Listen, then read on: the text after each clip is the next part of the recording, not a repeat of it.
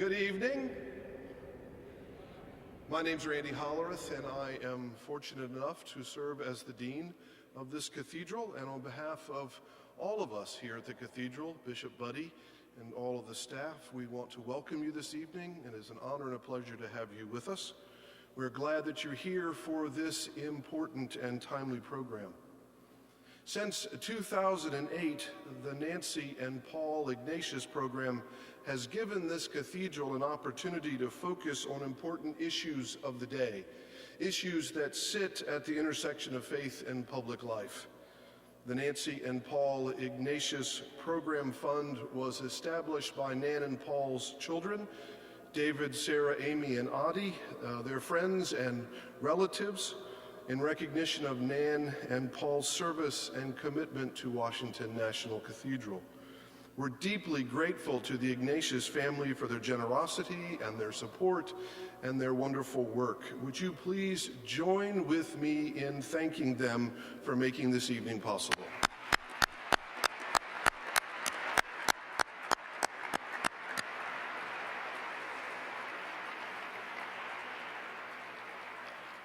Our topic for tonight is a relevant and timely one. As I'm sure most of you know, just today, North Korea launched another ICBM capable of carrying a nuclear warhead. And the Bulletin of Atomic Scientists, in its 70th year of the Doomsday Clock, has the world 2.5 minutes from midnight. This is as close to midnight as we have been since the 1950s. We live during frightening and challenging days, and as people of goodwill, we must find another way forward, a way that leads to real and lasting peace.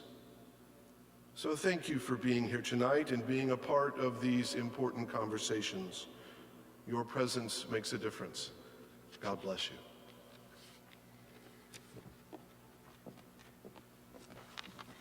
Good evening, everyone. I'm one of the 4 Ignatius children, and I want to just welcome all of you. I've come here from snowy New Hampshire.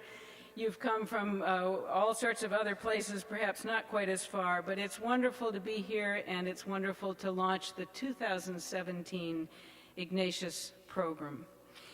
It was created, as Dean Hollerith said, by loving friends and family of Paul and Nancy Ignatius.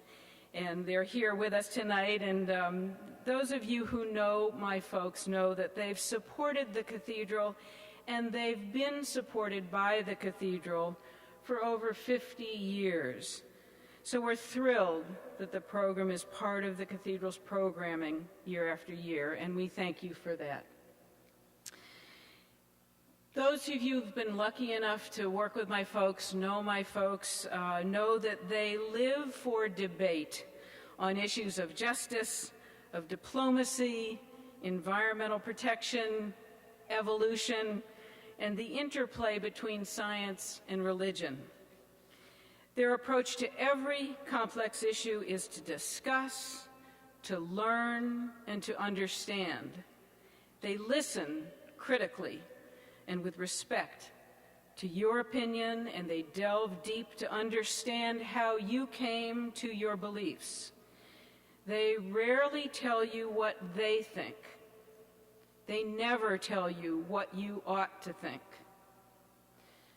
Sadly, their civility is lacking in our current national discourse. This program is a time to remember how powerful and how effective it is to listen with respect and with an open mind to complex and critical issues. So tonight we explore the difficult questions of nuclear weapons and the risks they present. It couldn't be more timely. It's my pleasure to introduce our keynote speaker. William Perry is a former Secretary of Defense. He's a longtime friend of Paul and Nancy Ignatius, and more importantly, he is a well-respected voice on this issue. He is going to set the stage for our evening's conversation. So please help me in welcoming Secretary Perry.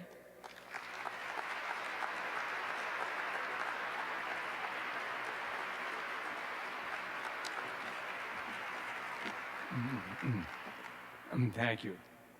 I'm really delighted to be here this evening to honor my longtime friends Paul and Nan Ignatius by participating in this conference about the most serious, but in some ways the least understood of the many problems of this troubled time we live in today. And since we are holding this discussion in the magnificent National Cathedral, I decided to start with a parable. It's the first time I ever get started my talk with a parable. This is a parable about Noah, as conceived by the German philosopher Günther Anders. God told Noah that he was going to destroy the earth with water, and that he could escape the flood by building a large ark that would take to safety his family and a pair of each animal species. So Noah began building the ark. But then he decided to go into town to warn the townspeople of the impending disaster. But the townspeople ignored his warning and called him a crank. Frustrated, Noah put on garments of sackcloth and rubbed ashes over his head and went into town again. All the townspeople, and when he got in there, he said, "All of you are going to die." And when the townspeople asked him, responded by saying, "But we are still alive." And he said, "You are dying tomorrow. But if I come to tell you tomorrow, it will be too late." And then Noah returned home and went back to work on his ark. That afternoon, several carpenters from town came to his house to help Noah build the ark. And they said, "We are coming to avert the disaster that you predicted, to avert the disaster that you predicted." For the last few years, I've been warning of the possibility of a nuclear disaster. And the warnings of that disaster, like Noah's warning of the flood, have been largely ignored. But unlike the flood, a nuclear catastrophe is a preventable disaster. I am like the carpenter who helped Noah build the ark. I am seeking to avert that disaster. Like my friend Paul Ignatius, I lived through the Cold War, and also like Paul, I helped contribute to the building of nuclear weapons for the Cold War. I knew even then that they posed an unprecedented danger, that they could lead to the end of our civilization. But during the Cold War, rightly or wrongly, I believed that we had to take that risk. But when the Cold War ended, I believed that we no longer had to take that risk.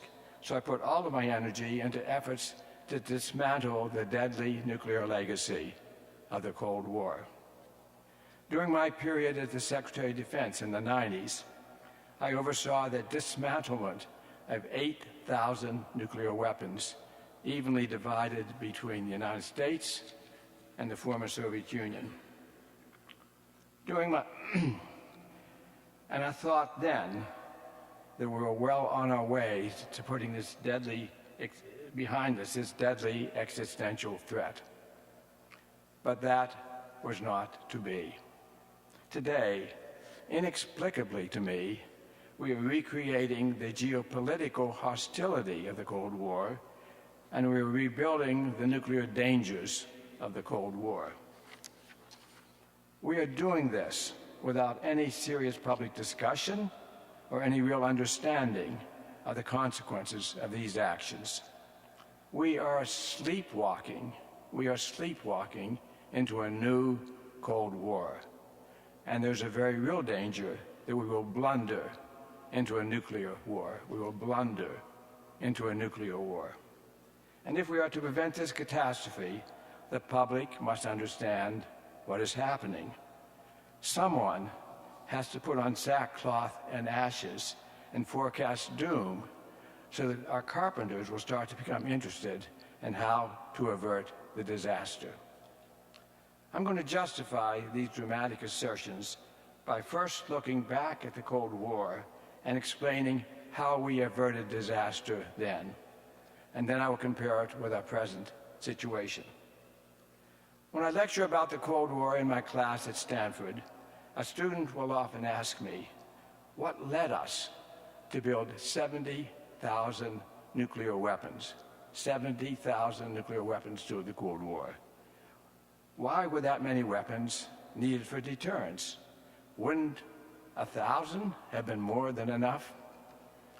And I patiently explain that our nuclear policy was built on the assumption that the Soviet Union was planning to strike us with a surprise attack, a bolt out of the blue, which we affectionately called a boob, a bolt out of the blue.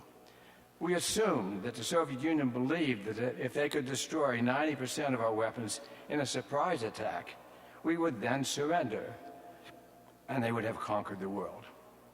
Based on that premise, we believed that we had to build a significant excess of weapons so that enough of them would survive a first strike to still conduct a retaliatory strike, so deterrence would still work. And then, just to be sure, we built 50% more. The Soviet Union, seeing what we were building, would assume that we must be planning a surprise attack. So they built enough weapons to survive that strike, and then, just to be sure, 50% more. And those assumptions led to an ever-escalating arms race.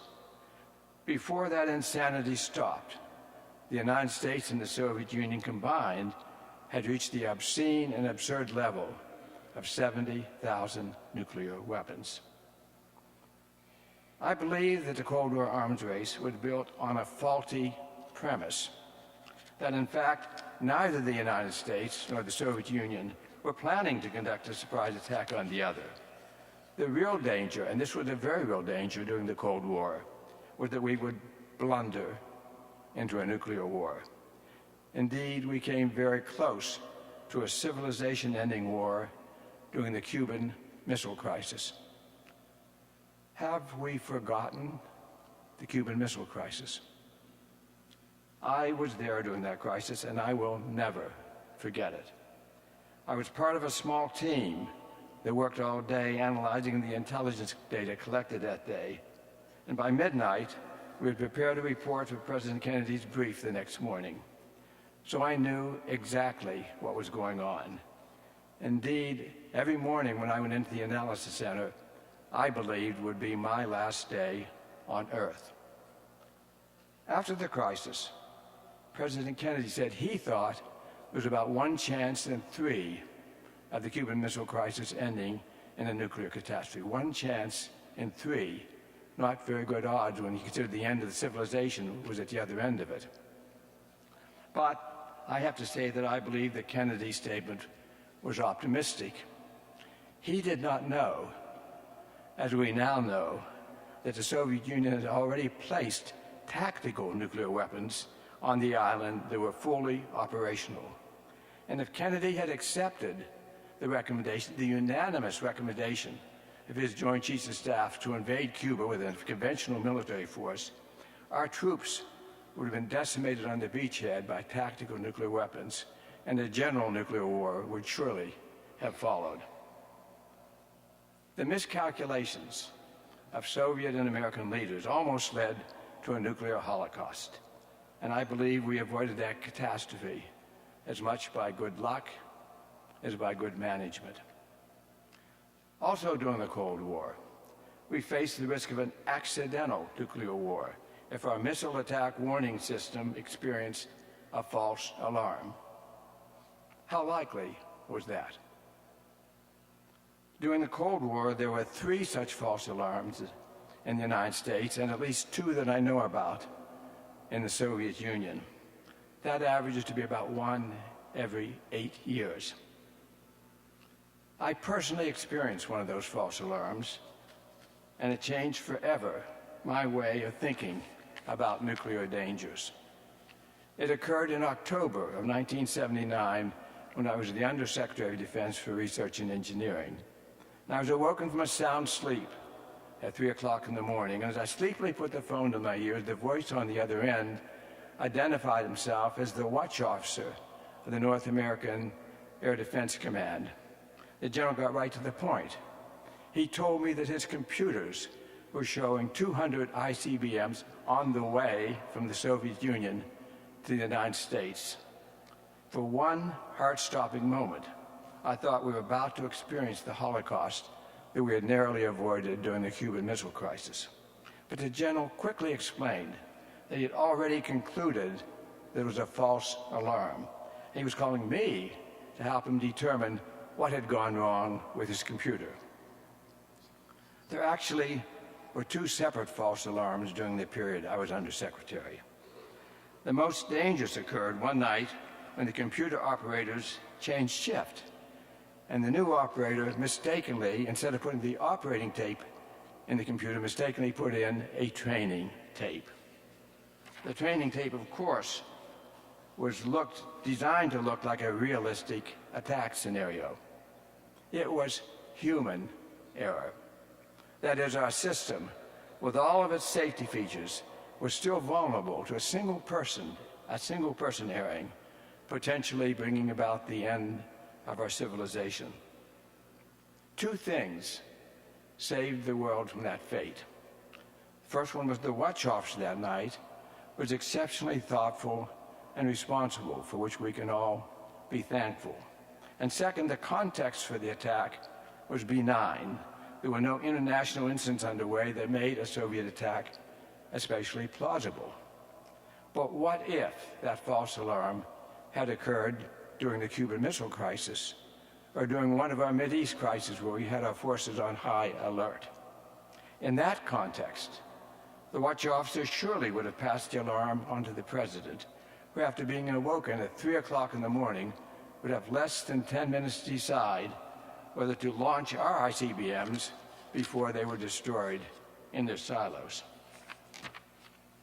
Had he ordered the launch, there would have been no way of recalling the missiles or destroying them in flight. The president would have accidentally started a global nuclear war. Well, that was then. What about now? I have written that I believe that the likelihood of some sort of a nuclear catastrophe today is actually greater than it was during the Cold War. That's why I'm sometimes called a prophet of doom, and why I find the Noah parable so fitting. Why do I believe that? Because the United States and Russia today are confronting each other with a hostility that is recreating the geopolitical dangers of the Cold War. And because the United States and Russia are rebuilding their Cold War nuclear arsenals, that is recreating the military dangers of the Cold War. So today, we are still vulnerable to blundering into a nuclear war if we have a crisis with Russia comparable to the cruise missile crisis. And when I consider the possibility of another false alarm, I noticed humans will err again. Machines will malfunction again. And so we will have another false alarm.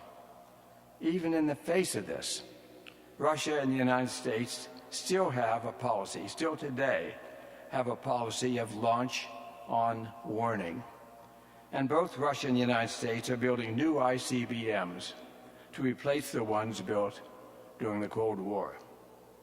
That means ultimately the future of civilization will depend on the judgment of an anonymous watch officer and the judgment and temperament of the American president or the Russian president, who have the sole authority to launch a nuclear attack. Beyond those dangers, which are comparable to the dangers we faced during the Cold War, there are two dangers that did not exist during the Cold War. The first of them is a regional nuclear war. Pakistan, India, North Korea today have large numbers of nuclear weapons. Pakistan and India have more than 100 each, and North Korea has 20 and building. Beyond that, there's the danger of a nuclear terror attack, which of the nuclear dangers we face today I consider the most likely. So if I am Noah, and the carpenters show up at my door and ask what can they do to avert the disaster. What do I tell them? I start by telling them that we will never take the actions needed to avert a nuclear disaster until our public understands just how great the danger is. We do not now have the political will to act in reducing nuclear dangers because we do not understand fully how real and how great those dangers are. A decade ago, the same situation existed with our other existential danger, a global climate disaster. But in that field, a serious and creative education program has been underway. Today, there are still climate deniers, but a large majority of our people understand the dangers of a global climate disaster and are willing to take action, sometimes expensive actions, to reduce those dangers. Even with this administration pulling out the U.S. out of the Paris Climate Accord, other countries and most states are acting to reduce emissions. In particular, Governor Brown, the governor of my home state of California, is leading an international effort to reduce CO2 emissions, and his effort has been remarkably successful. So I remain hopeful that the world will be able to avert that existential disaster. To deal with the nuclear dangers we face, we need, first of all, to have a creative, energetic education program that is as effective as the robust education in climate change. And I'm doing what I can to promote such education. But this is a daunting problem. It's such a daunting problem that's tempting to throw up one's hands. Indeed, many have asked me, how can one person make a significant impact on a problem so great? My response is, I am one person. I can't do everything, but I can do something. Indeed, I'm devoting the remainder of my career to doing what I can to educate the public on nuclear dangers. And I think we're beginning to get some traction on this problem. I do this with the hope that if we succeed in our education task, others will pick up the task of political action. I've written a book called My Journey at the Nuclear Brink to educate the public on nuclear dangers we face today and policies that could lower those dangers. This book is now available in English, Chinese, Japanese, Korean, and Russian. I try to educate the public with this book, with lectures, with courses, but I understand you have to do more than the retail level of this. You have to get your message across on a wholesale basis, and that means going to the internet. So I've created a W.J. Perry website, which I invite you all to go to. I have put on YouTube 2 short videos designed to dramatize certain aspects of the nuclear danger. And I've done 2 online courses so far. These are called, wonderful name, MOOC, which stands for Massive Open Online Course. And you can go to my website and sign up for those courses, which are free. Well, I would be the first person to admit that educational programs seem like a feeble response to such daunting problems. But the consequences of a nuclear war are so terrible that I'm devoting myself to this mission. I do this because I have promised myself that my 8 grandchildren and my 3 great-grandchildren will not have to lead their life as I led mine, with the specter of nuclear extinction hanging over their heads like a dark cloud. And I will do everything I can to keep my promise, or to put it in the words of Robert Frost, "The woods are lovely, dark and deep, but I have promises to keep, and miles to go before I sleep, and miles to go before I sleep." Thank you.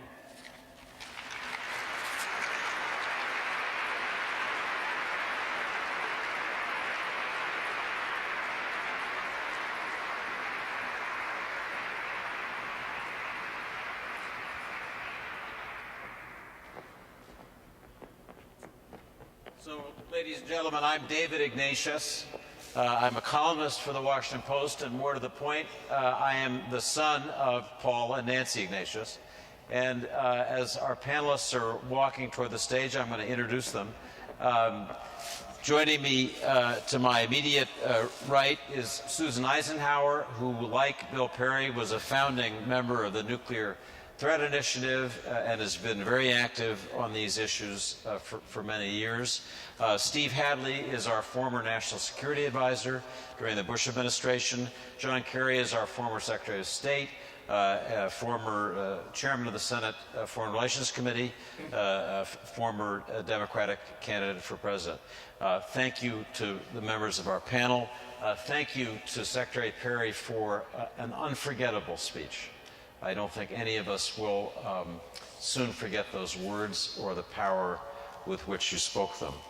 As Dean Holleris said in introducing our program, this is a hauntingly apt topic today, on a day when we learned that North Korea has launched another ICBM, its first test in more than 60 days. One account I heard said that this ICBM had a trajectory longer and higher than any previous one, and that if you flattened it out, it could get all the way to Washington, D.C. So this is a problem that we think of with new seriousness. I want to ask Secretary Kerry to begin our conversation and ask him to start with that issue that's on our minds in such an intense way, the challenge from North Korea. The leader of that country seems to go through every red light, Secretary Kerry, and doesn't stop. So I want to ask you what path you see for avoiding the catastrophe that may lie ahead and steering this towards some kind of diplomatic solution. Well, David, first of all, thank you to you and your family, and it's a wonderful tribute to your parents, and I'm honored to be here again taking part in it. It's a privilege to be part of it, and great to be here with my friends and Bill Perry, whom we all thank for his unbelievable indefatigability, his willingness to keep on keeping on, which we need. First of all, let me just say something about the trajectory. It was about 2,800 mile, but I think part of it was just the falling back down to Earth, not propulsion. So we don't know whether it could reach that far, to be honest with you. But that doesn't minimize the recklessness and the danger that we face from North Korea. I would say this to everybody. There's a false narrative about North Korea that has been purposefully promulgated, as we see so often now in American politics, without factual basis, that somehow diplomacy has failed. And therefore, it is only fire and fury that is going to meet this challenge and be effective. I would caution everybody about that as a starter, as you think through and war game what the options are. Because the truth is, and truth is depressingly and significantly absent from the American dialogue, which looks worse and worse to people in the world because of that and other things. The truth is that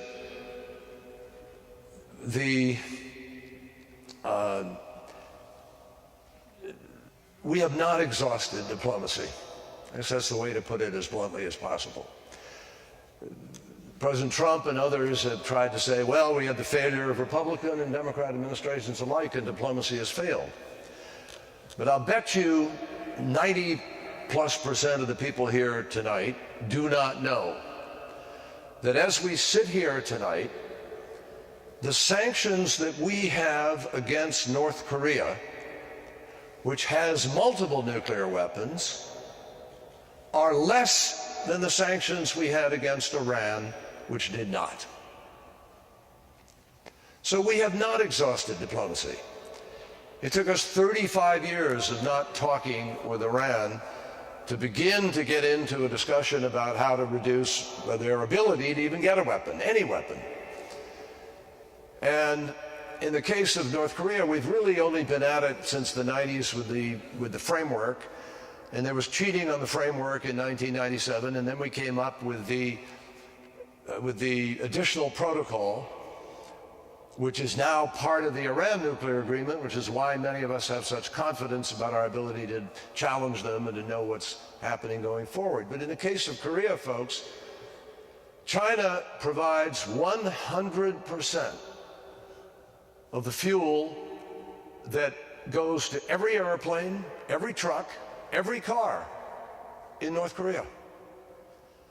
100% of the banking, such as it is, that takes place between North Korea and the world goes through Beijing. I was in China just last week, and I met with leaders about this and talked to them, as we did as an administration, where we sat as close as I am to Stephen, and I said, Mr. President, you have the ability to have greater impact on China, and you're not doing it. And we raised and ratcheted up the sanctions on 2 occasions, and our parting advice to the Trump administration was to raise the sanctions as fast as you can, as powerfully as you can. You must engage China in this enterprise in a serious way so that Korea actually feels the kind of pressure that Iran felt. Now, the Chinese have yet to reach that level, folks. It's that simple. And here's the downside to this rush to sort of military confrontation. We do not know where all of the weapons are in North Korea. We don't know. That's been in the public domain. That is not classified information. So if we did attack and there was fire and fury, most people understand that within 24 hours you'd have about 1 million people dead. You have massive artillery batteries all around Korea, which would be firing at each other. Seoul is only 40 miles from the DMZ. So you would have an outcome which, number one, doesn't get rid of all the weapons and winds up most assuredly initiating a very prolonged crisis with respect to the nature of the conflict which would unfold. And we are living in an age today, the 20th century was defined largely by state-on-state violence. World War I, World War II, Korea, and so forth.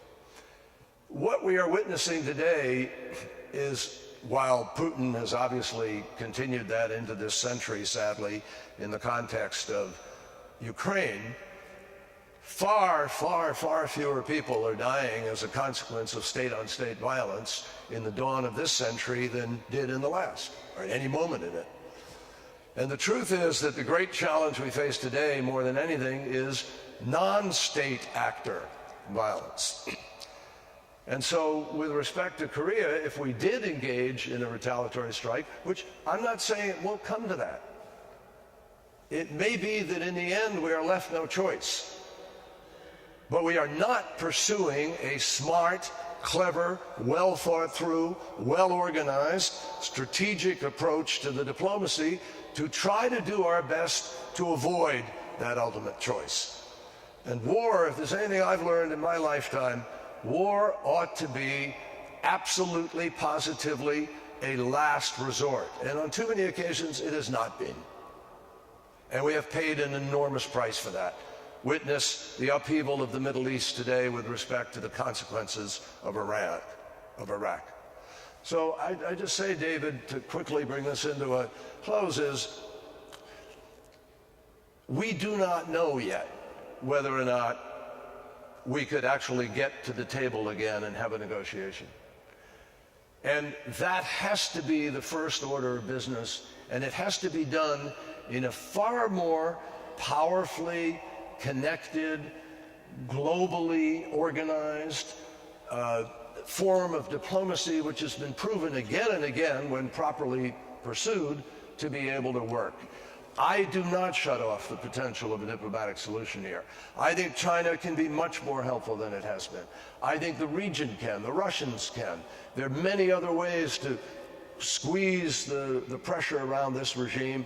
And there are, after all, and I don't want to get into the details of it publicly, obviously, but there always are covert options available for discussion in one forum or another. So we have yet to explore fully and cogently what we're doing, and clearly the rhetoric of the president moves us in the wrong direction, personalizes this, makes it far more difficult to get to the table, and far more difficult to, in fact, engage in the kind of diplomacy that of any nation in the world, the United States of America should be leading.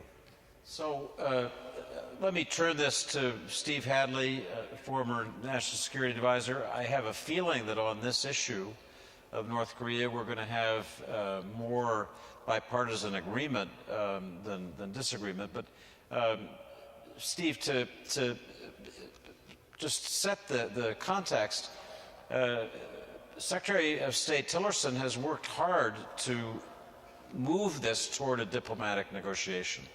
He's been very specific in reassuring North Korea with his so-called 4 no's. We won't seek to overthrow the regime. We won't seek to advance our troops above the 38th parallel, etc. But so far, all he's gotten in return are these periodic tests. So I want to ask you the same question I asked Secretary Kerry.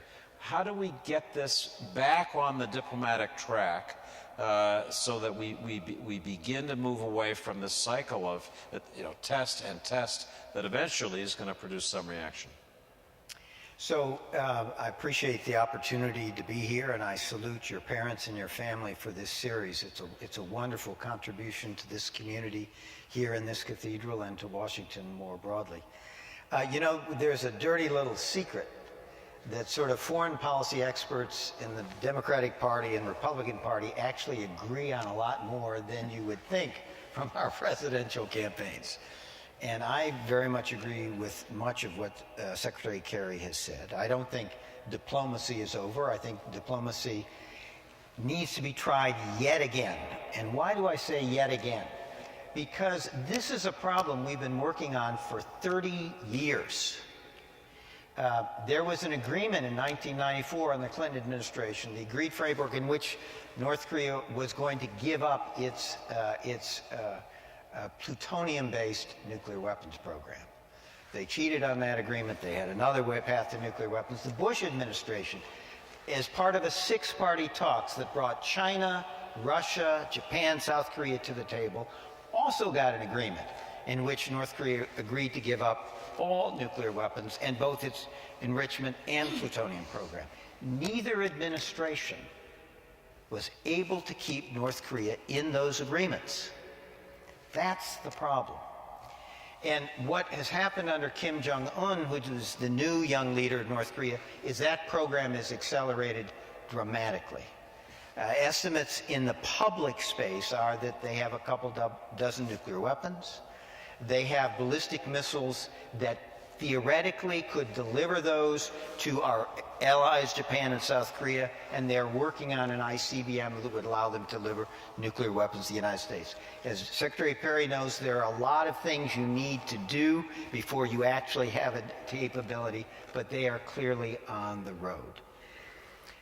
I think I agree a little bit that the rhetoric is overstated, but I think what the administration is trying to do is the right thing. They are trying to increase the pressure on North Korea by making it clear that we will defend our allies, by increasing our military presence in the region to try to deter North Korea from ever thinking it could use these nuclear weapons, by moving missile defense so we can help Japan and South Korea defend against these weapons, and to put pressure on China, which does not like any of it. China does not want the United States to have a bigger profile in Asia. They want us to have a lesser profile. And put pressure on China to put pressure on North Korea in exactly the way the Secretary said. So I think they are setting the table for establishing the kind of pressure that has the opportunity, maybe, of bringing North Korea back to the table to an agreement that this time they would stay in. But we've been here before. We have to recognize that. Now, President Trump talked about military options, said at one point the North Korean diplomacy, don't waste your time, Secretary of State Rex Tillerson, North Korea only understands one thing. Well, we all know that the military options are not attractive because basically North Korea holds Seoul, the capital of South Korea, a city of over 20 million people, hostage with its artillery and missiles and rockets. And recently, President Trump has gone where Secretary Tillerson has been to open the door to negotiations. That's where we ought to go. Let me just look ahead a little bit about where those negotiations might go. The administration has said that their goal is comprehensive, verifiable, irreversible disarmament of the peninsula with nuclear weapons. No nuclear weapons at all. If you go to Japan, if you go to South Korea, they will say to you, it's unlikely that North Korea will agree to that. So then the question is, well, do you have some kind of freeze agreement where North Korea would say that it would not test ballistic missiles or any further nuclear tests and maybe cap their programs? We need to think about that, but there are problems there, because while we will say that is a step towards the total denuclearization of the Korean Peninsula, you can bet the North Koreans will say that we have accepted the legitimacy of North Korea as a nuclear weapon state, because that is clearly what Kim Jong-un wants. And if you're South Korea and if you're Japan, that's not a very comfortable prospect. And the concern people have is that Japan and South Korea would decide maybe they need their own nuclear weapon to deter a use by North Korea. I think we can manage that problem if we have a deterrence presence and are strong in the region, if we help them with missile defense to eliminate or reduce the threat to them. But it's going to be a very difficult call. And the only thing that you can argue for it, I think, is the alternative of an unconstrained North Korean nuclear weapon program and ballistic missile program may be worse. This is a tough problem. We've been at it 30 years. We've had 2 agreements. We couldn't keep North Korea in it. This is a real challenge. It's a real challenge. Thank you, Steve. Let me turn now to Susan Eisenhower, who, in addition to being an early involved person on this issue through the Nuclear Threat Initiative and many visits to Russia, bears the legacy of her grandfather, Dwight Eisenhower, who was Supreme Allied Commander in Europe as the first nuclear weapons were being prepared for use, and then who was president in the 1950s, lived through what were the darkest years of the Cold War. A wonderful book by Evan Thomas called Ike's Bluff tells us how your grandfather made deterrence work. But I hope maybe you could, on this occasion where we're thinking pretty dark thoughts about the prospect of war, remember for us a visit in 1959 when Nikita Khrushchev came to America to see your grandfather, and just tell us a little bit about the unlikely events that you as a young girl saw. Well, thank you very much, David. First of all, let me say what a pleasure it is to be here and to honor your parents, who I've admired all these years that I've been a resident here in Washington, to be in the National Cathedral. Well, first of all, the conversation's been fascinating. If you don't mind one segue here, I would say about Korea, we've been working on it for more than 30 years. We've been working on it for over 60. And I think probably reviewing the Korean War and the consequences, the outcomes, the state in which Korea found itself as a whole and in parts after the war could be very instructive. So if you think about that, one of Eisenhower's great campaign slogans is, "I will go to Korea." He did actually between his election and his inauguration. and then came back and got the thing settled up before the end of his administration. Just at that time, you'll remember the same year, 1953, the Soviet Union broke the United States monopoly on the hydrogen bomb in August of that year. So it was an extraordinarily busy year, and then come to that at the end of December of that year, he gave his famous Atoms for Peace speech, where he felt it was necessary for the public to understand that the enormous destructive capacity of the atom, but also its potential, its life-giving potential. Many of us are the recipients and beneficiaries of nuclear medicine and nuclear power, so this has always been a double-edged thing. Quickly on your wonderful question here, it was a very dangerous time because it was at the advent of these weapons as both the United States and the Soviet Union organized itself for the nuclear age. And it's interesting, by the way, because of Atoms for Peace, the Soviet Union was the first to declassify fusion science. This was a great step in moving towards some kind of addressing this dangerous issue. But the story was by about 1958, the United States and the Soviet Union were locked in a terrible confrontation about the future of Berlin. This was related, of course, to the wartime settlement, the four-power agreement in Berlin.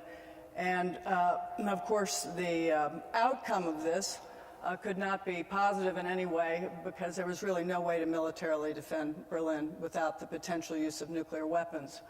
I think of this story a lot these days because it would be unthinkable that the President of the United States, let's put our current President of the United States, put that aside, but in the atmosphere that exists between our two countries, for an invitation to Vladimir Putin to the United States, I can't even imagine that that would be possible.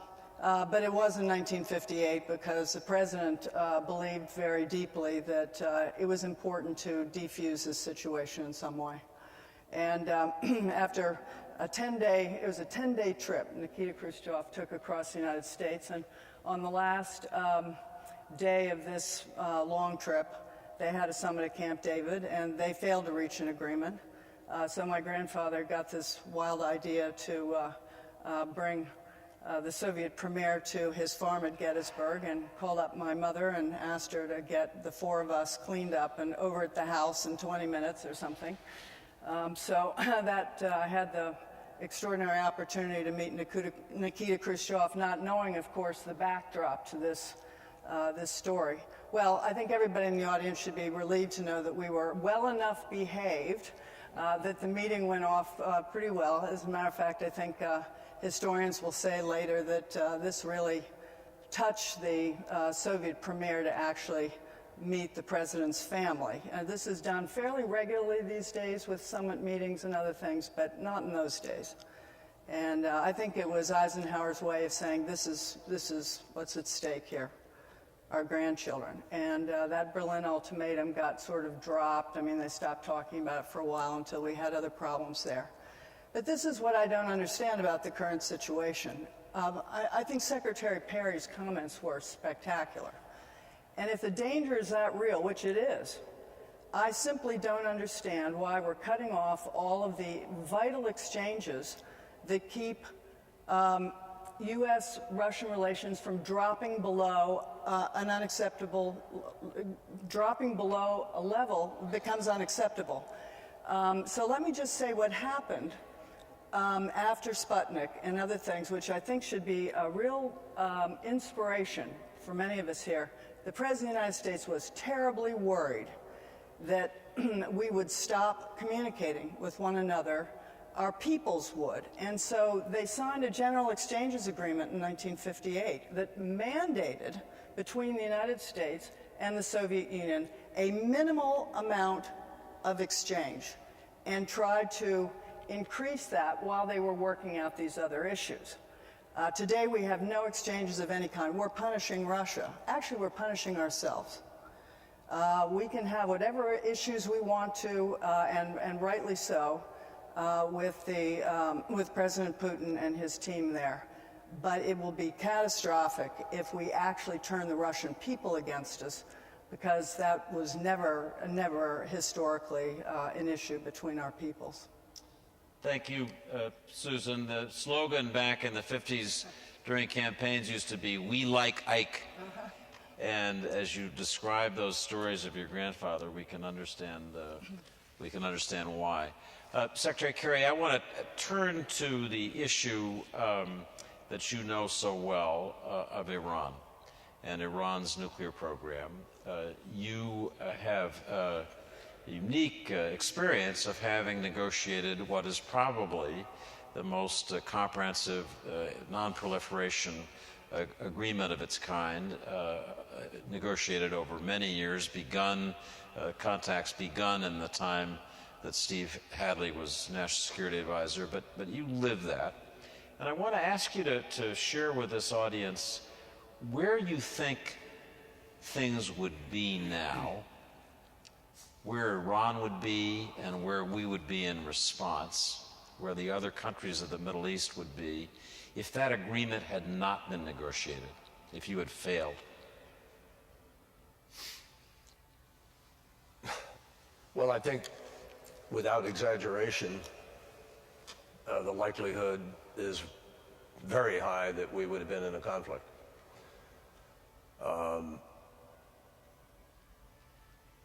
I was chairman of the Foreign Relations Committee at the time, and I spent a fair amount of time with King Abdullah of Saudi Arabia, President Mubarak of Egypt, and obviously Prime Minister Netanyahu in Israel and so forth. Each of them said to me, you have to bomb Iran. It's the only thing they're going to understand. And in fact, I remember the conversation with President Mubarak. I looked at him, I said, well, that's easy for you to say, we go bomb them, and I'll bet you're the first guy out there the next day criticizing us for doing it. And he went, of course, ha ha ha ha ha, I mean, it was a trap in a lot of ways, but more importantly, Prime Minister Netanyahu was genuinely agitating towards action. Now, why? Because at that time, Iran was hurtling towards the production of a nuclear weapon.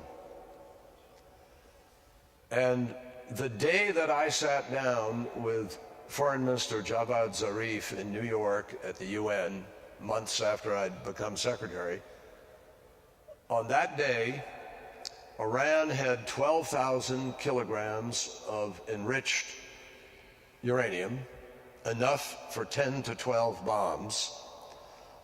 Iran had 19,000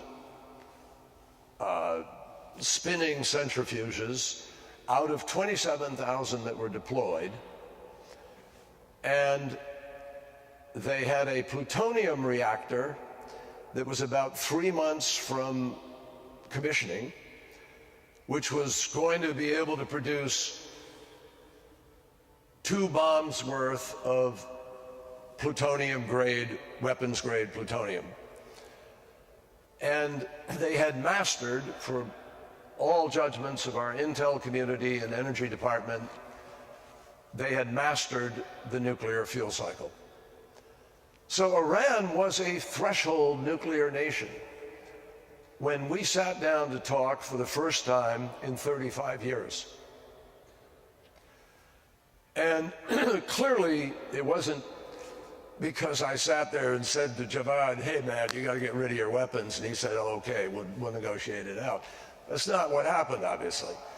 There had to be a bigger rationale for why this country, with 5,000 years of history, with enormous pride in their national identity, with the revolution that had taken place in '79 and altered a lot of the Middle East, there had to be a reason that they were willing to come to the table and have a discussion. And that was diplomacy. I mean, in effect, President Rouhani represented a level of moderation, we would be very circumspect about calling it truly moderate, but a level of moderation with respect to what had existed in Iran under Ahmadinejad, and had been elected to try to move his country to a different place. And the Obama administration, to its credit, I believe, I was in the Senate when we passed the sanctions and ratcheted them up very significantly. I was chairman of the committee.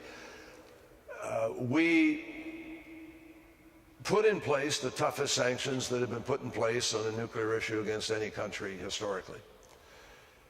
And so for Rouhani to deliver to his people any modicum of improvement in the economy or in the lives of their people, and even, you have to remember, folks, even in, I've noticed that even in the strongest monarchies, even in the greatest dictatorships, there's an element of consensus building that still takes place.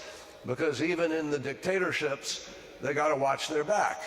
They're worried about who's exerting what kind of power. You still have politics.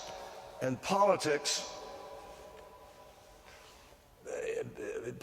inspires certain kinds of decisions to be made that might not otherwise be made. And in the case of Iran, it wasn't just our sanctions.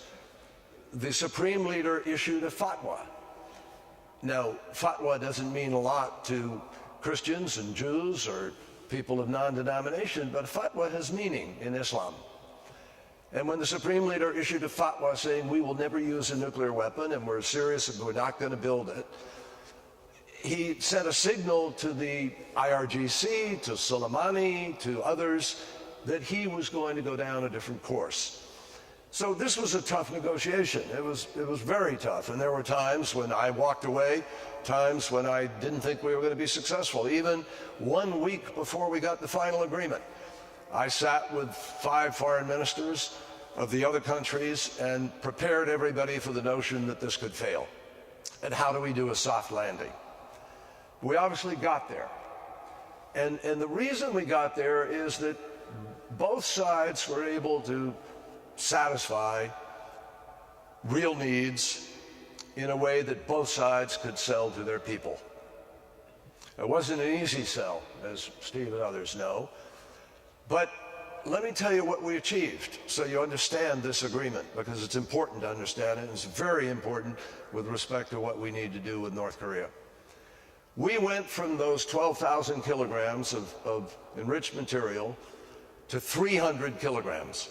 That is the stockpile today and for the next 15 years. We went from 20% enriched uranium, where they'd already tapped into 80% or so and had the capacity to provide for the bombs if they wanted to. We went to 3.67% enrichment for the next 15 years.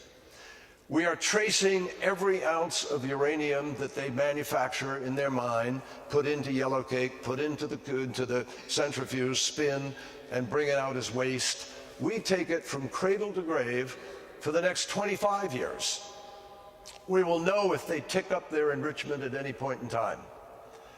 We took the 19,000 centrifuges, and they have to dismantle them, and they now have about 5,100, 200 centrifuges spinning. And every day we have 130 additional inspectors going in and visually inspecting the seals, which are electronic seals on every centrifuge and on all of their production facility. We have live television cameras for 20 years that will be watching every single step of the manufacturing of all their centrifuges. Now, any nuclear scientist, physicist, or anybody, Bill Perry will tell you others, it is physically impossible to make a nuclear weapon out of 300 kilograms of stockpile and 3.67% of enrichment. You can't do it.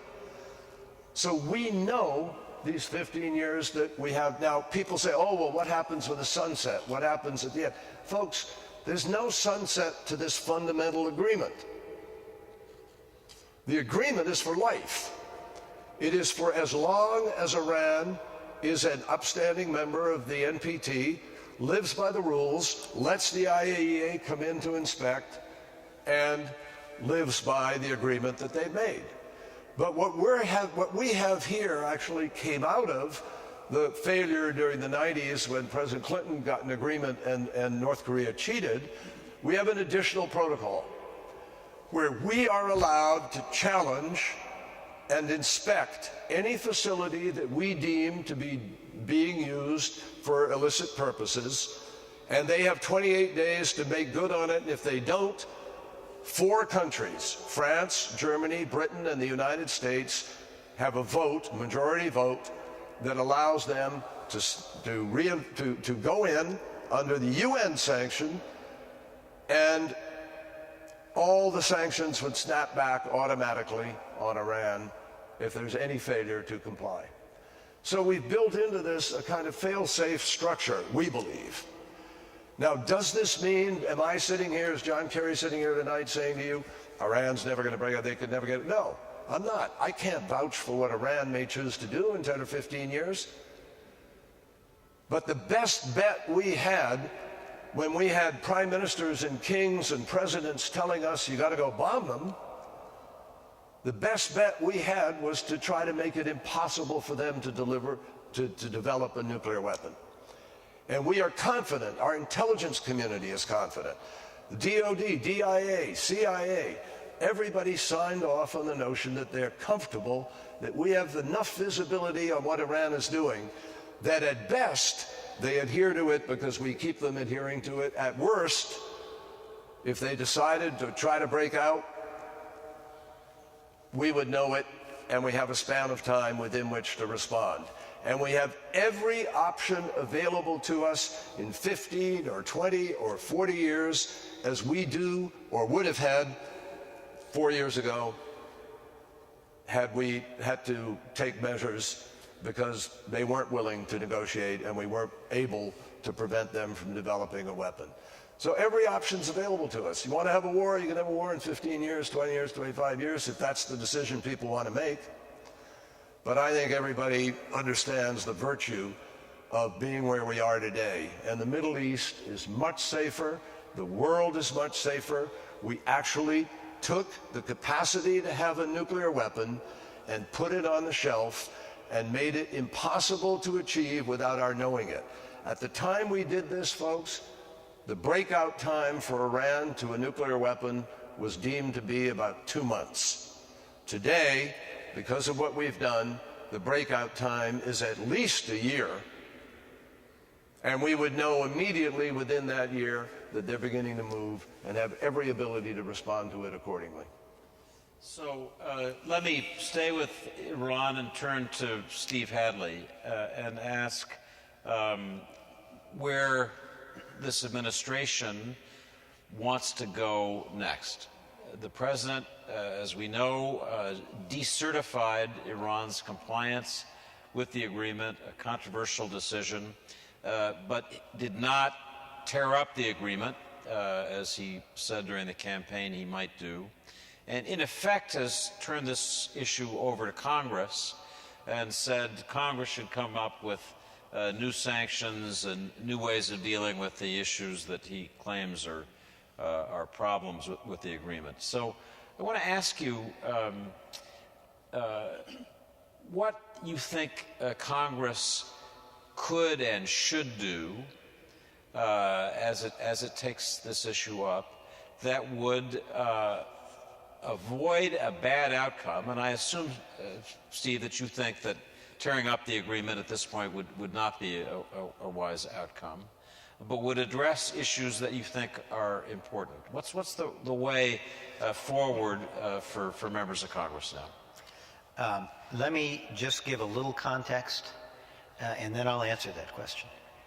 Again, this Iran nuclear program is one that we've had for a while, and people have forgotten that notwithstanding some of the comments that President Bush made, the axis of evil speech, which many people think poisoned the relationship with Iran, we did reach an agreement with Iran to suspend, with an idea of dismantling their enrichment program and get out of the nuclear weapon business. It was led by the EU3, that is to say France, Germany, and the UK, with American support, with Russian support. and it was reached in 2003. This Iranian squirmed. We sort of solidified it in 2004, and then the politics changed in Iran, and Ahmadinejad became president of Iran, and he campaigned on the platform that the Iranians who had reached that agreement with the EU3 were traitors and ought to go to jail and be shot. And he ignored the agreement and got back into the nuclear program. At that point in time, Iran was a fairly bipartisan issue. We had bipartisan support for beginning the sanctions process, which the Obama administration, to their credit, dramatically ramped up, again with bipartisan support. But the problem became when the agreement came out and was announced, it was viewed in strictly partisan terms. And my recollection, and others can correct me from this 2016 presidential campaign, is that at one point in the Republican primary, virtually every Republican presidential candidate said that on the first day if elected president, they would tear up the Iran nuclear agreement. The only one initially that was the exception, my recollection, was Donald Trump, who said, yeah, it's a bad agreement, but I take bad agreements all the time and I make them better. Hold that thought. My hope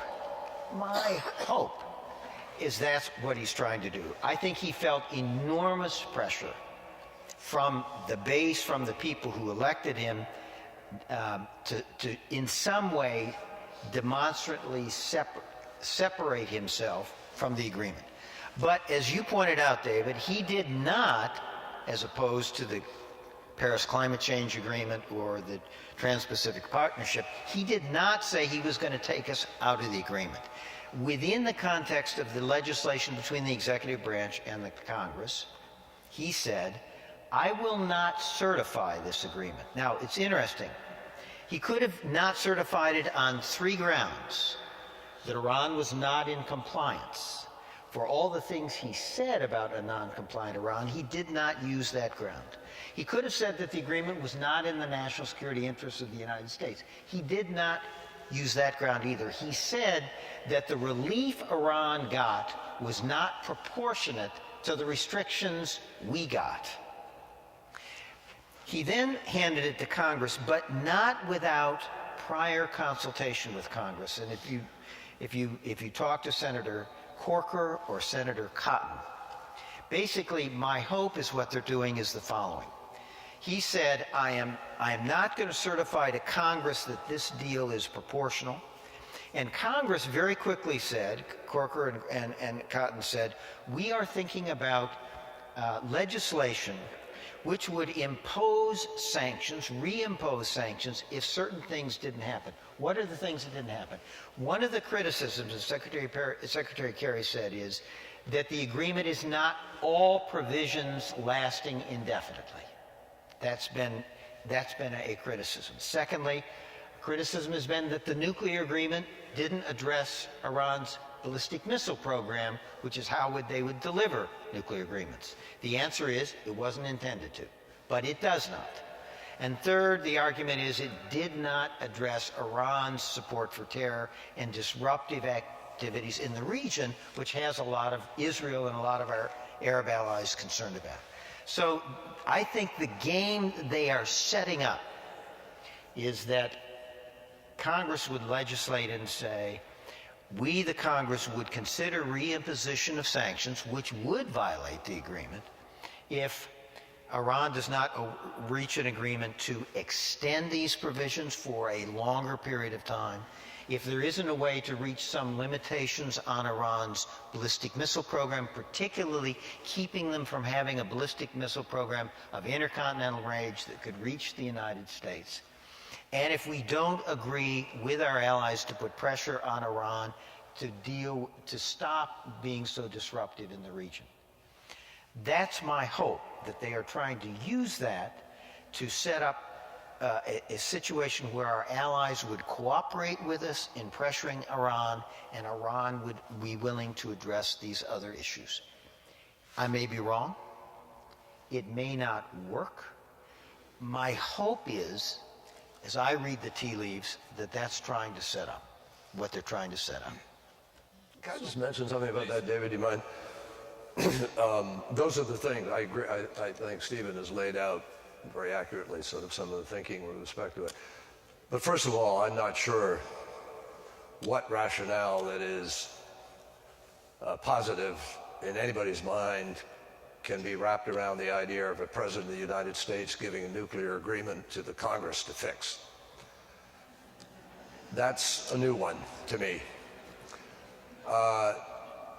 Secondly, what the president has done is he's polluted the water completely with respect to any legitimate diplomacy, because he has been so vocal about his dislike of the agreement throughout the campaign, and as was mentioned, everybody stood up and said, we hate the agreement. That was a blatant, overt, simplistic, political appeal to the American Jewish community. That's all. That's what it was. Because most of those people hadn't read the agreement. And I can tell you point blank that the reality is, with respect to what has happened, is because the president has been so outspoken about hating the deal, it's the worst deal in history, and so on and so forth, and then decertifying it and asking Congress to fix it, he has set up an equation where whatever the fix is, if it's along the lines that Stephen just said, it will be interpreted by the IRGC and the Supreme Leader as a backdoor effort to kill the deal. That's the problem. There's no purity to what we knew was pure a little while ago, which is we have a legitimate concern about the missiles. We have a legitimate concern about Iran's interference in Iran, in Yemen. We have concerns about Hezbollah and what Hezbollah does. We have concerns about what they're doing in Iraq. All of that is legitimate. But if we had raised those, we made a very conscious decision. If that had been part of our negotiation in Vienna and Geneva and wherever we were, we'd still be there. And you wouldn't have had the agreement on the nuclear agreement. Because we consciously said we can't make nuclear agreement hostage to whatever they want for missiles, or whatever they want for Yemen, or whatever they want for Hezbollah. You've got to make that separate. There's one objective here. They cannot have a nuclear weapon. And it was primary to make certain that the Iran we're dealing with on all those other issues was an Iran that did not have a nuclear weapon. That was primary. We achieved that. Now, by the way, on the missiles, the missiles were not naturally within the sanctions in the beginning anyway. They happened to get in because our ambassador at the UN very cleverly snuck them in at the last minute, and they sort of went by and nobody really noticed it. But Russia, China, and Iran, who are each signatories of this agreement, all wanted 0 years of continued embargo on missiles. So we actually succeeded in negotiating up from 0 to 8 years. And we do have 8 years of restraint on their missiles within the nuclear agreement. It's still there. We still have sanctions on Iran for missiles. We still have sanctions on Iran for its support for Hezbollah. We still have sanctions on Iran for violations of human rights. We still have sanctions on Iran for its violation of the arms embargo. And in each one of those cases, we ratcheted up those sanctions even after we passed or agreed on the nuclear agreement. So, in effect, what's happened now is the approach the president has taken has actually stripped away from the Congress and from the administration the ability to have clarity about those issues and not make it seem like they're trying to backdoor kill the agreement. That's a problem. So I promised Secretary Kerry that he could catch a flight back to Boston, and he's got to leave soon, and I want to leave time for Ray Suarez and the Dean to conclude. So I want to ask a brief closing question to each of you, starting with Susan Eisenhower, and it really returns, I think appropriately, to what Secretary Perry said to us so powerfully at the opening tonight, which is the image of the person whose finger is on the nuclear button, as it were. And we've had an unusual debate before the Senate Foreign Relations Committee about how nuclear weapons should be used, whether Congress should have to authorize a nuclear first strike. My newspaper has written editorially that even if we don't do that, we should at least step back from the hair-trigger alert that our forces are on, so as to reduce the chance of the catastrophic accidents that Secretary Perry described. So we just ask each of you, starting with Susan, to think going forward about that finger on the button issue and what we should take away tonight as we think about that issue. Well, all I can say is that what we take away from tonight is that this is a very, very big issue indeed. And frankly, if the North Korean situation hadn't turned into a crisis, we would not have started talking about nuclear weapons anything like the degree we are today. So this is positive.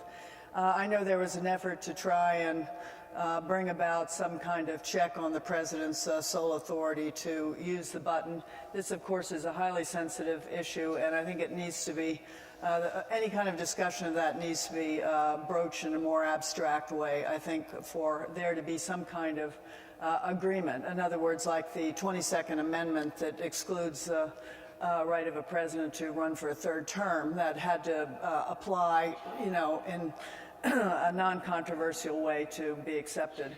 But certainly the de-alerting or the, as Sam Nunn would say, devaluing the value of nuclear weapons, finding a way to do that, and he's got some great ideas on that front, would be a very big help. The fact that we're still, on this high alert as we were during the Cold War is unconscionably dangerous in this current environment.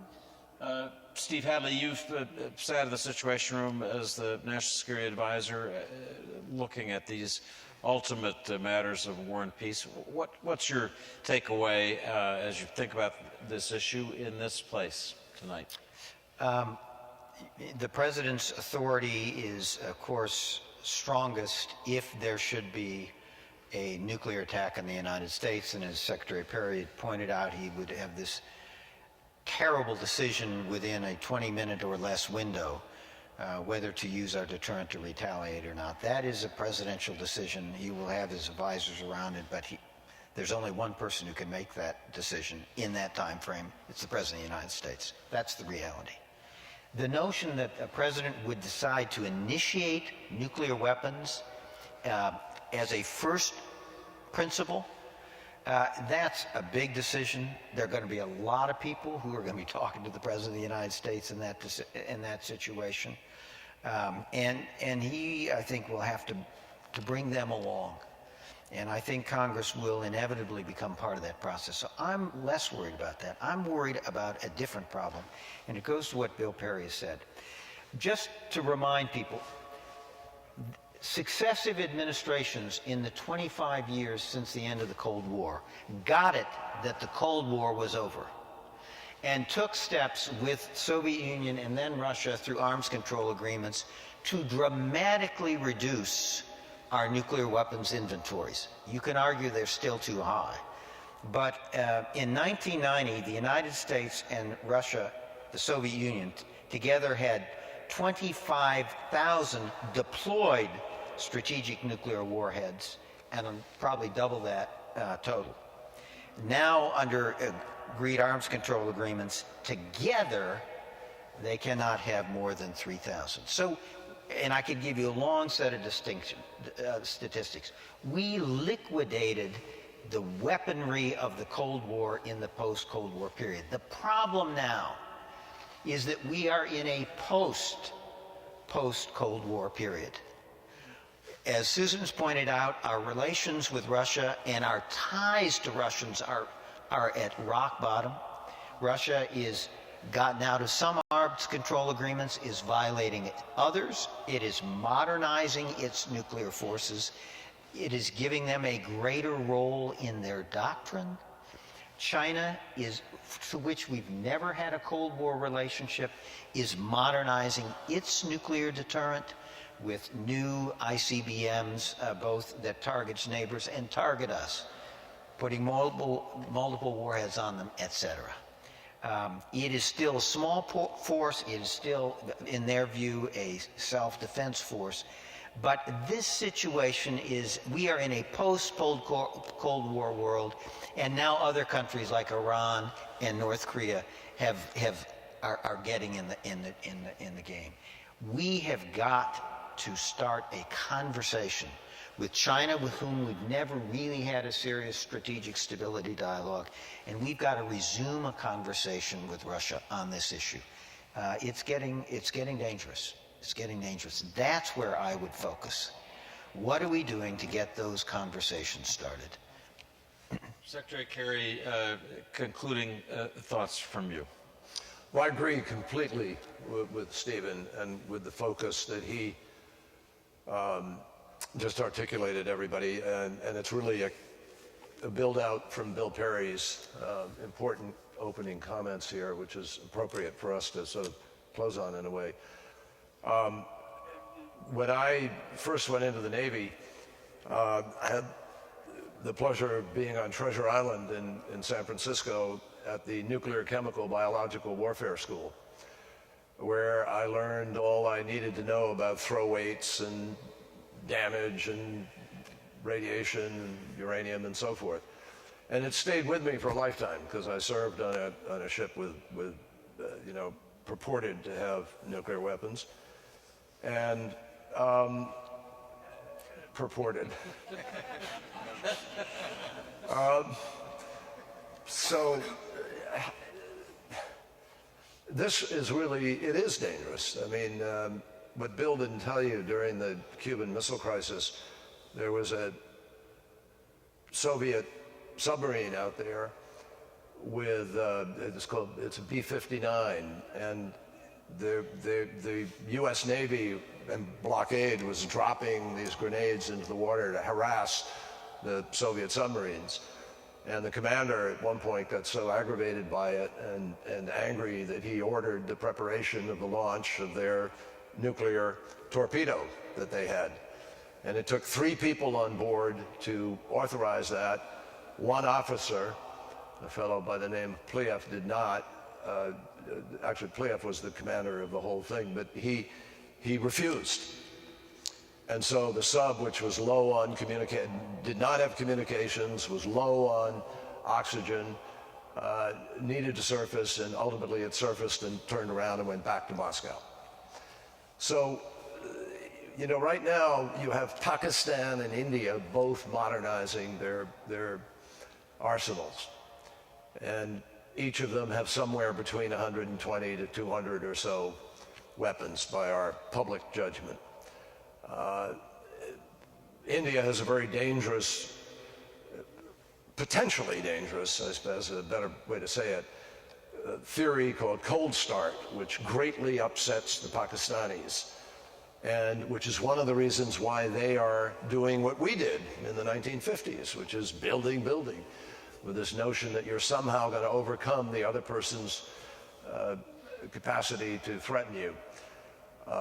If we hadn't succeeded in getting the agreement with Iran, I guarantee you, Egypt, Saudi Arabia, Turkey would be moving to have nuclear weapons without any question whatsoever.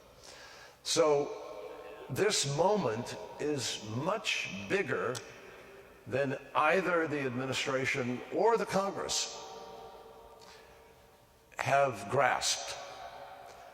And I personally believe, because I dealt with Putin enough to be able to find ways to cooperate. I mean, we got the chemical weapons out of Syria in the middle of a conflict. And the OPCW, which Lavrov and I designated to do it, won the Nobel Prize for doing it. It was of consequence. We managed to get Russia to coordinate and cooperate on the nuclear agreement itself. We couldn't get that agreement ourselves. It was 7 nations at the table, and Russia was one of them, and China was one of them. And we got Russia to agree on the Paris Agreement on climate change. We got them to agree on the Kigali Agreement, on the Montreal Protocol. We got them finally, on a personal request I made to Putin, we got him to create the largest marine protected area in the world, which is the Ross Sea in Antarctica. So we found a way to make things happen even as this is the history of our country. Through the 50s, 60s, 70s, 80s, 90s, even when we were in bitter disagreement, ideologically, economically, politically, and in security, we found a way forward because of people like Bill Perry and others who understood, Paul Nitze, a whole bunch of people who set a standard for us. That's not happening. That's not happening.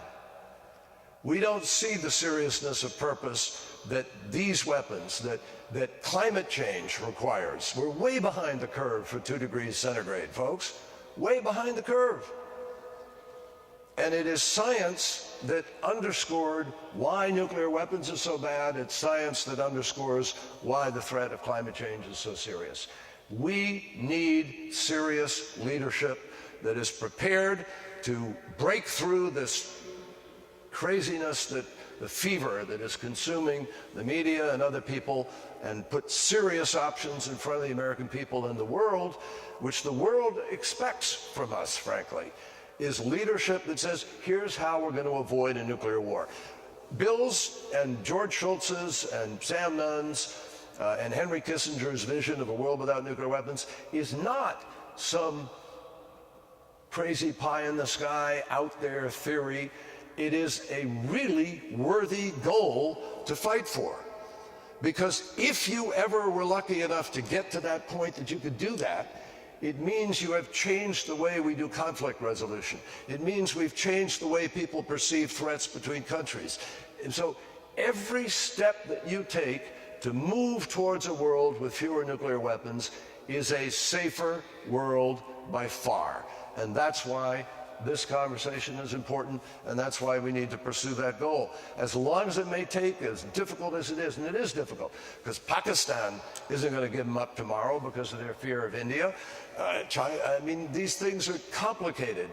But if you don't have a vision like that, like going to the moon and landing a person on the moon, which we did in 8 years from when President Kennedy offered it, if we don't have that vision, we're cooking ourselves as the democracy that ought to be leading the world to a better place. So thanks to the panelists for a superb discussion. I now want to call on my friend Ray Suarez, who was, as you all know, a PBS host, is now teaching at Amherst College. Ray is also a member of the Cathedral chapter, which means he runs this place. So he's a good person to conclude our evening with some thoughts about what we just heard in this place. Thank you, David.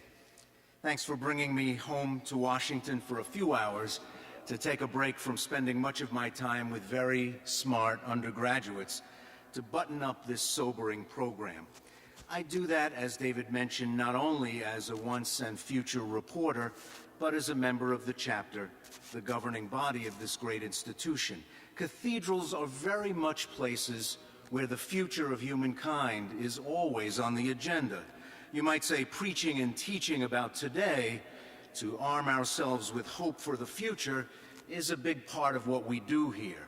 So when the topic is nothing less than the destruction of untold number of innocent lives, the long-term poisoning of the earth we were given to care for as stewards, it's very much the cathedral's business. But politics really isn't. Even as a great church for national purposes, as we're called in our charter, in the capital of the most powerful nation on earth, we are a house of prayer for all people, not really too concerned with parties and primaries and term limits and campaigns. We're a 110-year-old place of worship, part of a 230-year-old church that's a branch of a nearly 500-year-old pillar of world Christianity. Politicians come and go. We want the world to stay.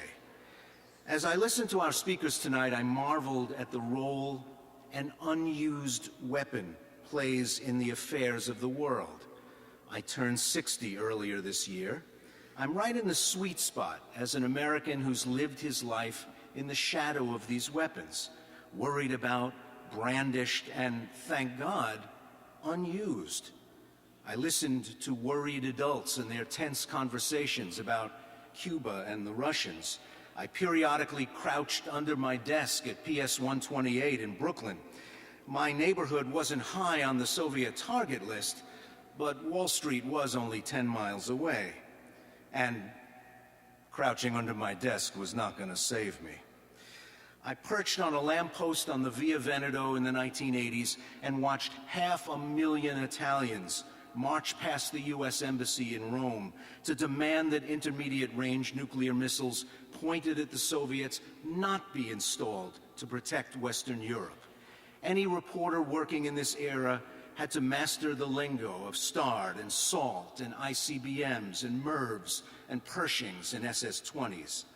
I've spent my career interviewing diplomats, scientists, and politicians about summit meetings and limitation talks, how a centrifuge works, what heavy water is, how close North Korea was to a bomb, and how did the Pakistanis manage to develop one right under the world's nose?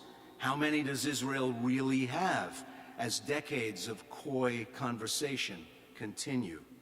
The world has talked a lot, worried a lot, dickered and bargained and bribed a lot about a weapon that was used just twice in a compact group of days in the summer of 1945 and never used again. Brazil and South Africa didn't acquire these weapons. China and India did. And here we are, watching tensions rise in one of the most wretched corners of the globe, a country with a per capita GDP estimated by the CIA at $1,800 a year. But that matters more than its poverty-stricken peers because it's ready to leverage the world's most dangerous weapons. Rwanda and Togo are not. William Perry, our keynote speaker, was right on the money when he called this the most serious and least understood of our many challenges. He noted his own warnings of a possible nuclear disaster, he says, has been ignored but is preventable. He reminds us that even when handling the world's most dangerous weapons, no one felt they could step back. No one felt they could pause. No one felt they could stop. The logic, or if you will, the illogic of the Cold War meant we could only march in one direction. And you'll recall Secretary Perry noted, we're doing many of the same things all over again. And that a mistake, inattention, could plunge us into nuclear war. Now, he was not without hope. He insists we can step back, we can avert, we can prevent an inadvertent nuclear holocaust. It feels odd and paradoxical just to use that phrase. Inadvertent holocaust? Really? That something so frightening, so awful, could come from blunder rather than intention? By the time the buildup stopped, he noted the two great nuclear powers, the USSR and the US, had 70,000 nuclear weapons. He asked if we've forgotten the Cuban Missile Crisis.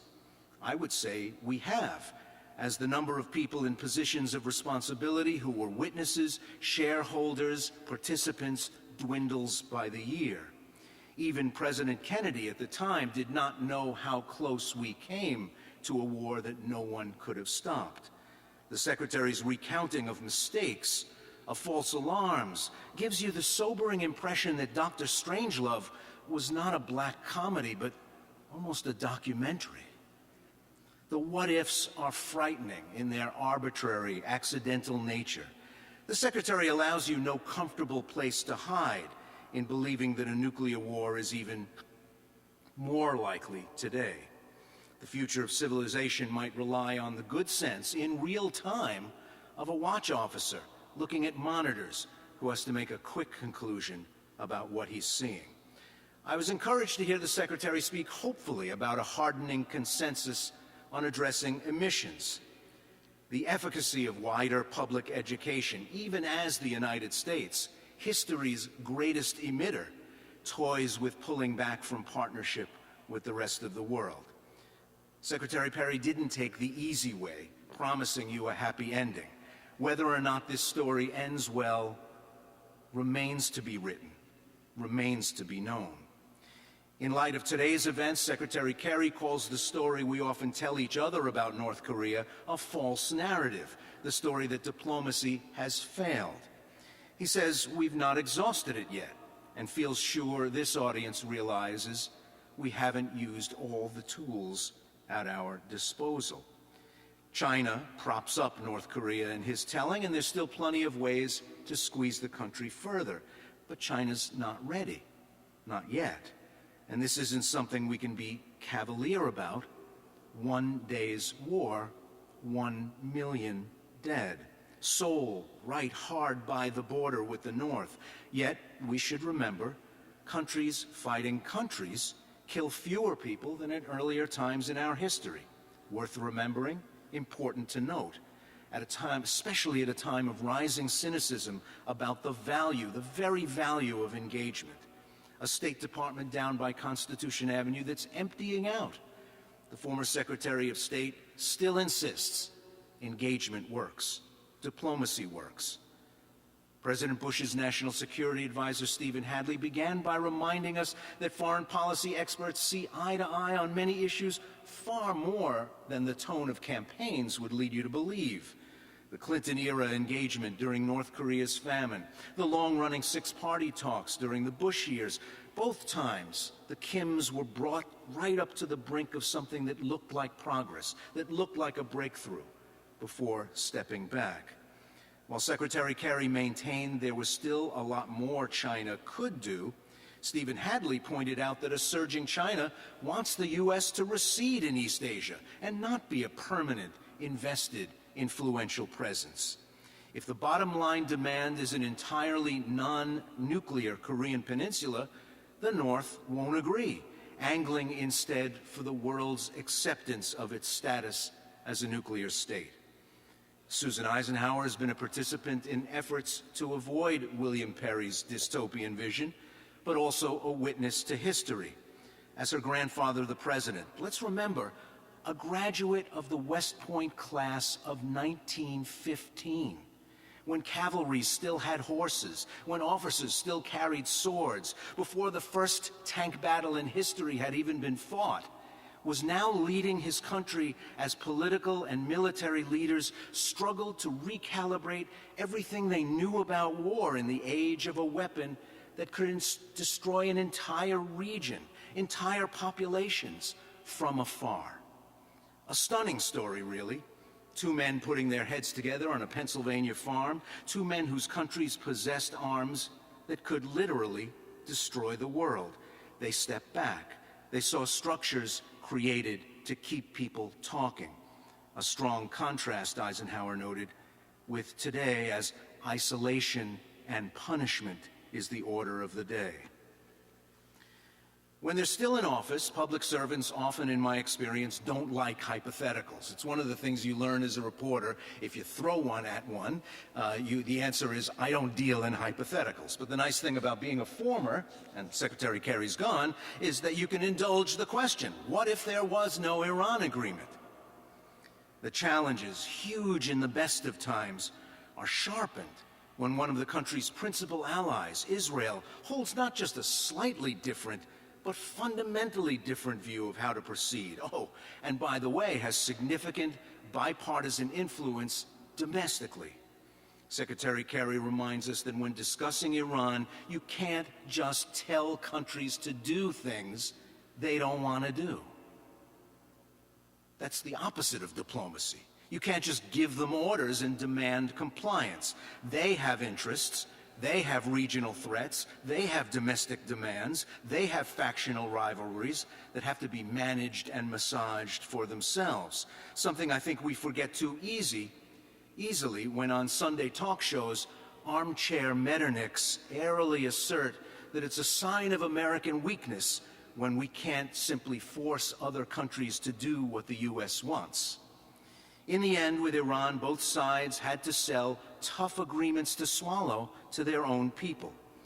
Every time I hear some supposed expert cavalierly assert that Iran is in flagrant violation, I can't help but wonder if that person even knows what's in the deal and talk as if an agreement with 6 parties, including some of the world's most powerful countries, can simply be unraveled by the bulkiness of the United States, that we can unilaterally say, well, we don't like it anymore, and walk away. For all the hand-wringing about American prestige, it can't be ignored that walking away from multi-year, multilateral agreements in an almost whimsical way also carries with it the potential for reducing American prestige and making an already wary world wonder if the U.S. can't be trusted.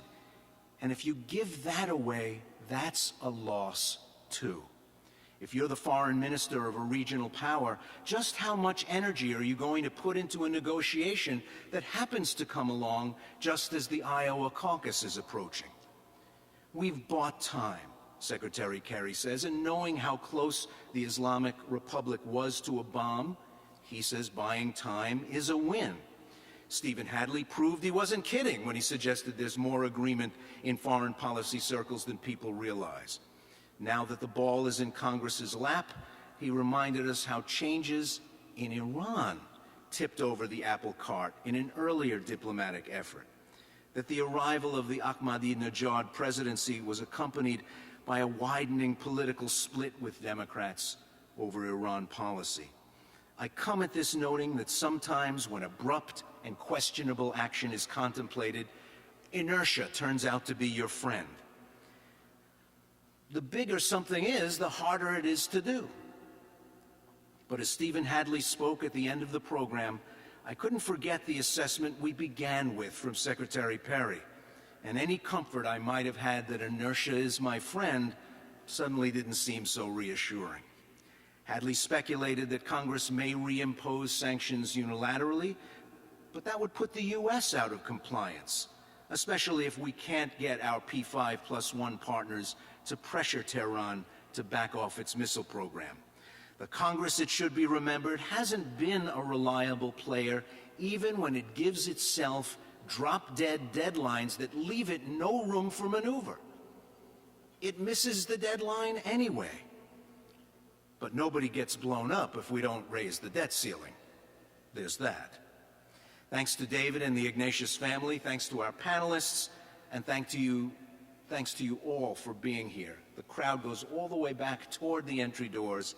It's a very gratifying thing. Now the Dean of Washington National Cathedral, the Very Reverend Randall Hollerith, will close tonight's program. Good evening.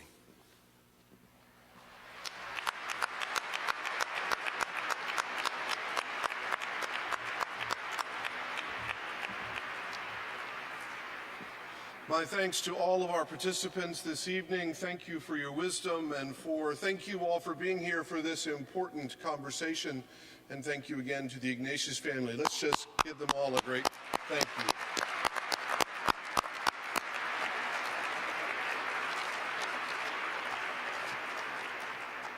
you. Now, since this is a house of prayer for all people, if you are so inclined, would you join me just for a moment of prayer? The beginning and the end are in your hands, O Creator of the universe, and in your hands you have placed the fate of this planet. We who are tested by having both creative and destructive power in our free will turn to you in sober fear and in intoxicating hope. We ask for your guidance and to share your imagination in our deliberations about the use of nuclear force. Help us to lift the fog of atomic darkness that hovers so pervasively over our earth, your earth, so that soon all eyes may see life magnified by your pure light. Bless all of us who wait today for your presence and who dedicate ourselves to achieve your intended peace and rightful equilibrium on earth. In the name of all that is holy and in all that is hoped. Amen. Thank you.